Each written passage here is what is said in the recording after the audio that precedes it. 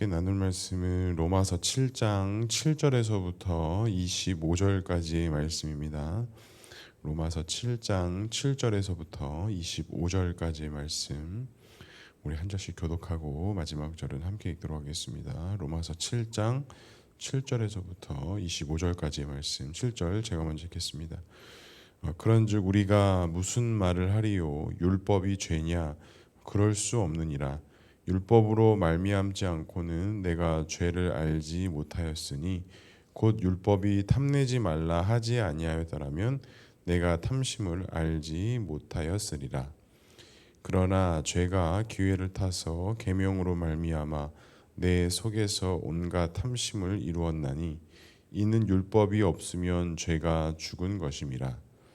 전에 율법을 깨닫지 못했을 때에는 내가 살았더니 계명이 이름에 죄는 살아나고 나는 죽었도다. 생명에 이르게 할 그 계명이 내게 대하여 도리어 사망에 이르게 하는 것이 되었도다.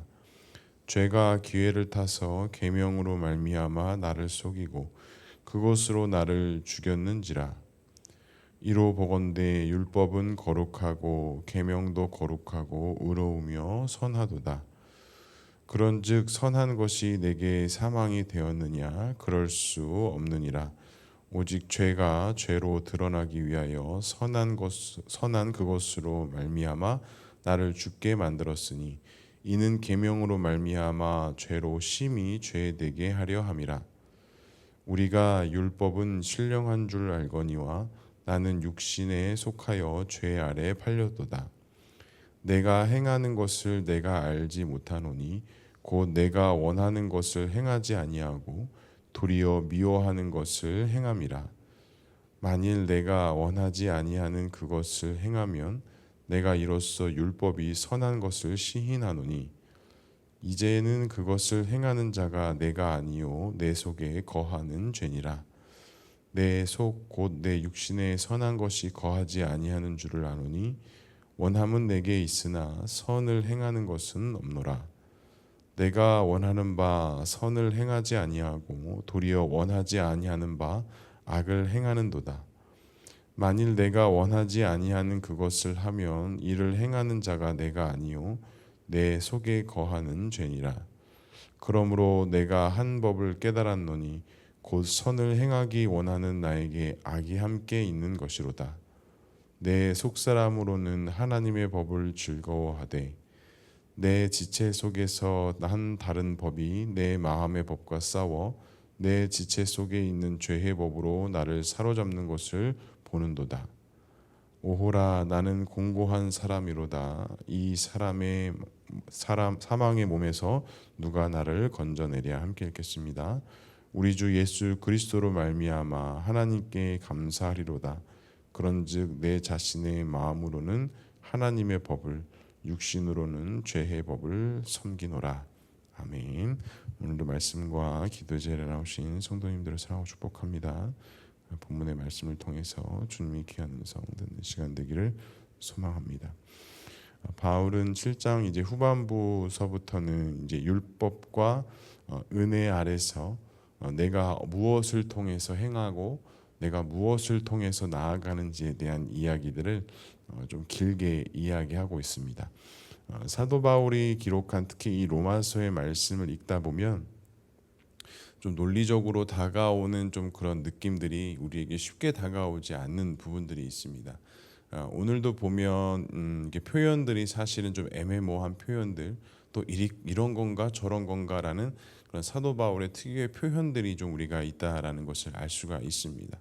하지만 그 사도 바울이 말하고자 하는 것은 지금 여러 가지가 아니라 아주 단순한 것들입니다. 특별히 율법 아래에 있던, 또한 이방인들 안에 있던 그들 안에 율법의 기준과 또 다른 어떤 은혜의 기준에 대해서 이야기를 하는 것이니 뭐 복잡한 이야기를 한다라기보다는 단순한 이야기들을 다양한 각도에서 다양한 방법으로 하고 있다라는 것이죠.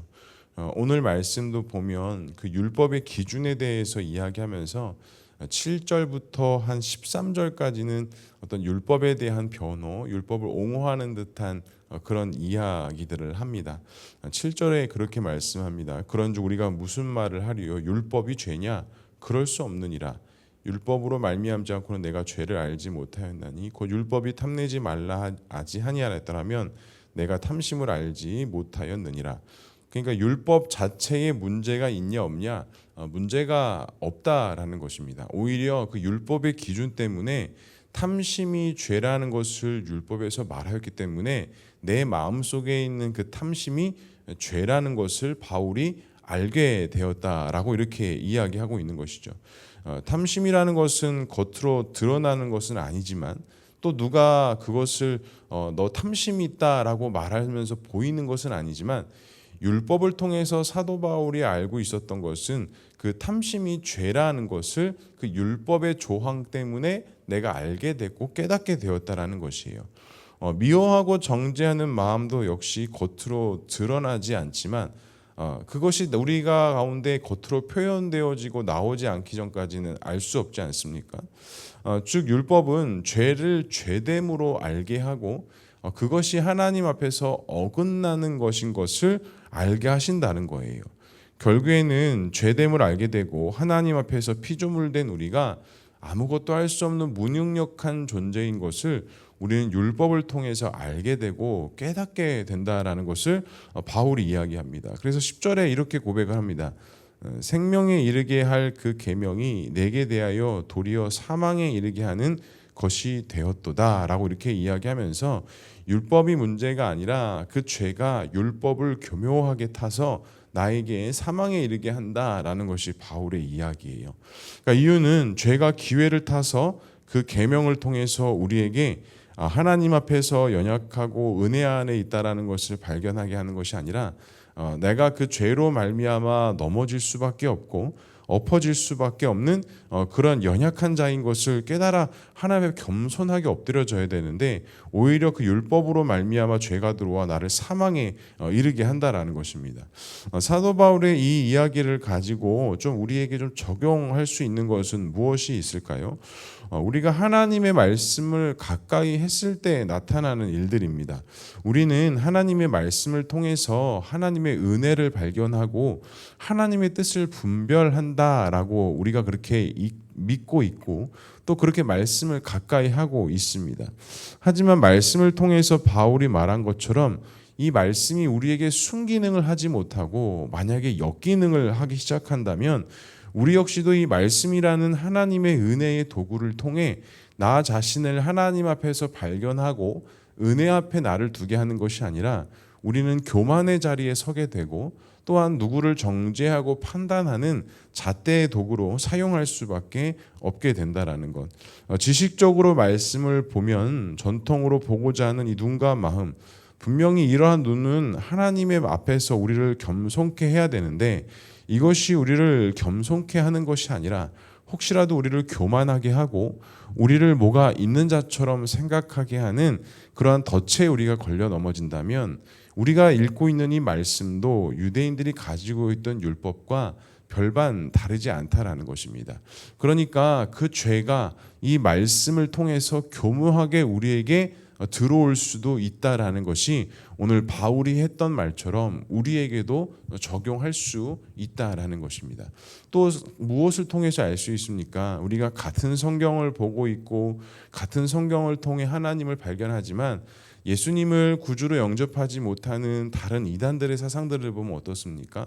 그 말씀을 자의적으로 해석하고 자신들의 어떤 논리를 증명하기 위한 도구로 사용하면서 하나님의 말씀을 통해 진리 앞에 서는 게 아니라 비진리 앞에 서기 시작하고 순기능이 아니라 역기능을 하기 시작하면서 잘못된 흐름 속에 빠지는 그것이 역시 그들을 죄악으로 인도하는 하나님의 말씀이 될 수도 있다라는 것입니다.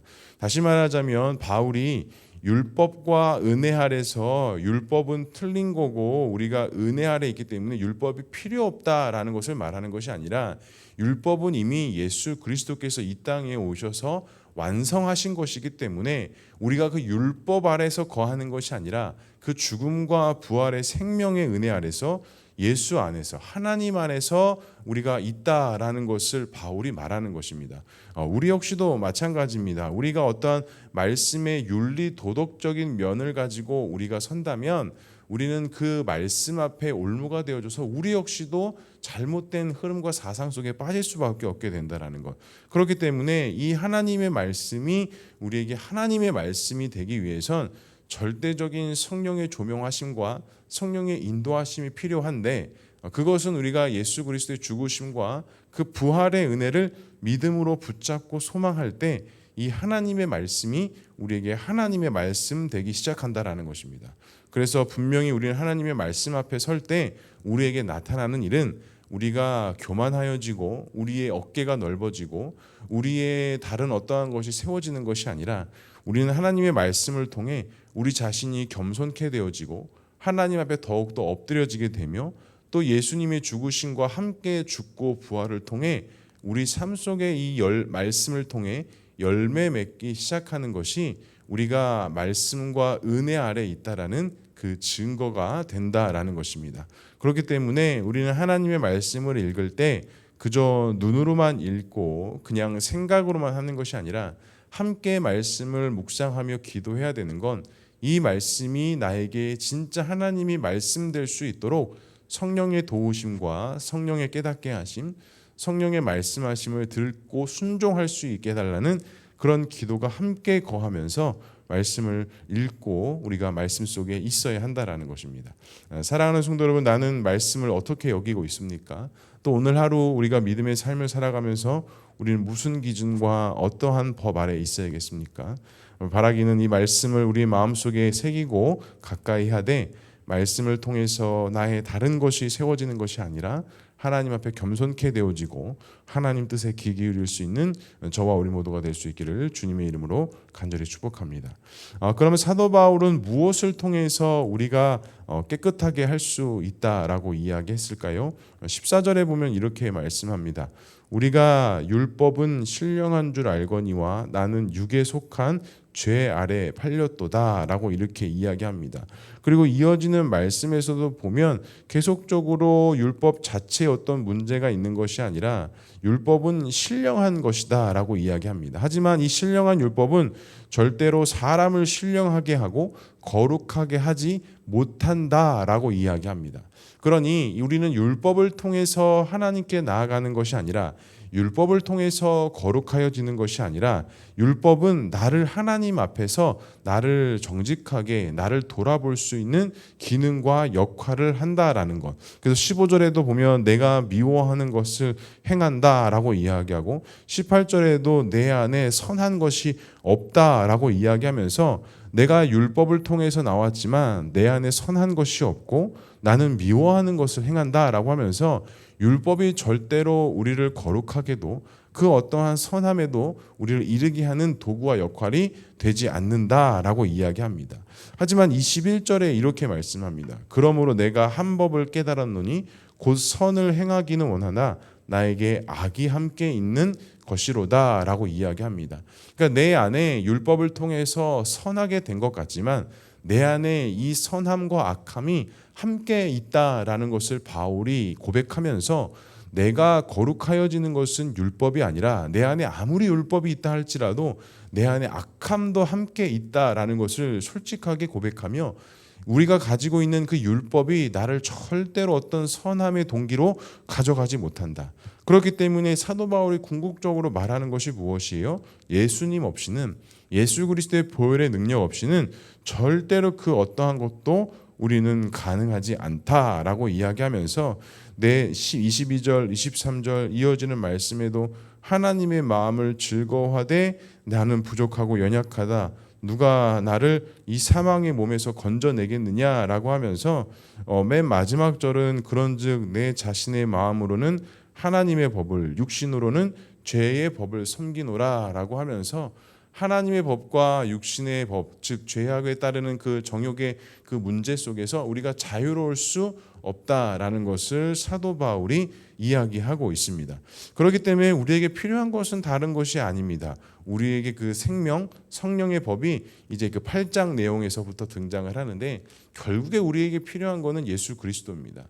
다른 어떤 글자 형식의 형태로의 어떤 율법과 같은 그런 조항들이 우리에게 필요한 것이 아니라, 그것을 지키고 안 지키고의 문제가 우리에게 중요한 것이 아니라, 결국에 우리를 주관하게 하고 우리를 움직이게 하는 것은 다른 것이 아니라 오직 예수 그리스도의 생명의 법이 나를 이끌 때 내가 주 앞에 설 수 있다라는 것.